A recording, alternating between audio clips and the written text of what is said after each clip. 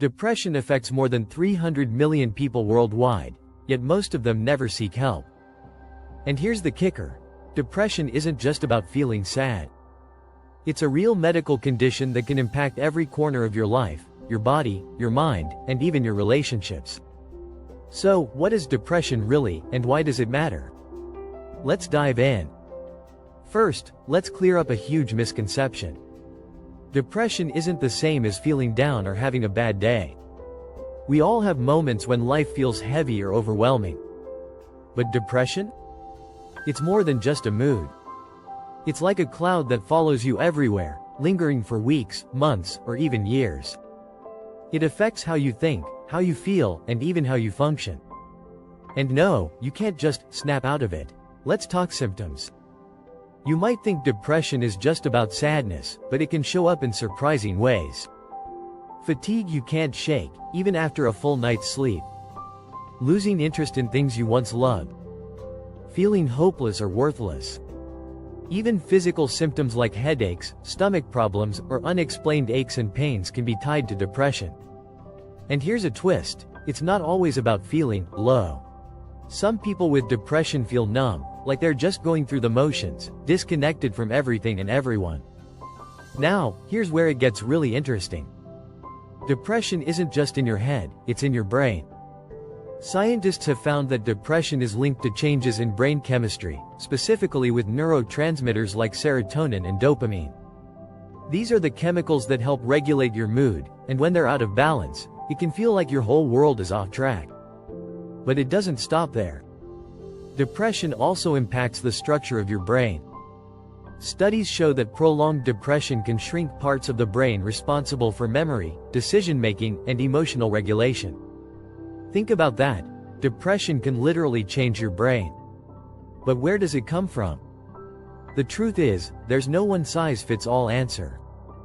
Genetics can play a big role. If someone in your family has depression, your risk goes up. Then there's your environment. Trauma, stress, loss, or even chronic illness can trigger depression. And let's not forget about social factors.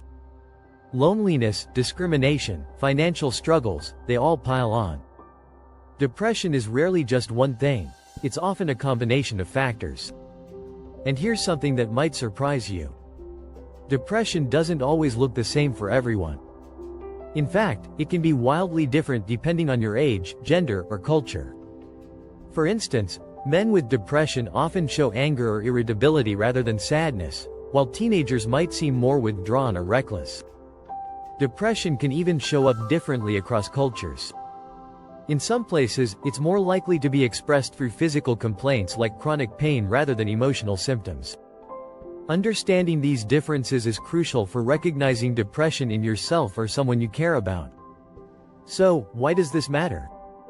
Because depression is more common than we think, and it can happen to anyone.